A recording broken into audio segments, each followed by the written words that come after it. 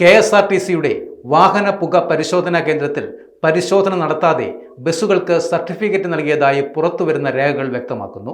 എന്നാൽ ഇതിനെതിരെ മോട്ടോർ വാഹന വകുപ്പ് നടപടിയെടുക്കാതെ ക്രമക്കേട് ഒളിപ്പിച്ചു വെക്കുവാനുള്ള ശ്രമത്തിലാണ് അധികൃതർ.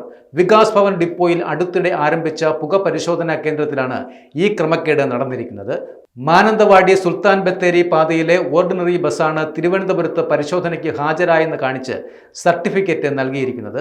മാനന്തവാടിയിൽ പകർത്തിയ ബസിന്റെ വീഡിയോ ദൃശ്യം സോഫ്റ്റ്വെയറിൽ കൃത്യമായി ഉൾപ്പെടുത്തിയതായും കണ്ടെത്തിയിട്ടുണ്ട്. പുക പരിശോധനാ കേന്ദ്രത്തിന്റെ ചുമതലയുള്ള KSRTC ഉദ്യോഗസ്ഥരാണ് ഈ ക്രമക്കേട് കാട്ടിയിരിക്കുന്നത്. പൊതുമേഖലയിൽ വിശ്വാസ്യതയുള്ള സംവിധാനം എന്ന പേരിലാണ് KSRTC സ്വന്തമായി പൊല്യൂഷൻ ടെസ്റ്റിംഗ് സെന്റർ ആരംഭിച്ചത്.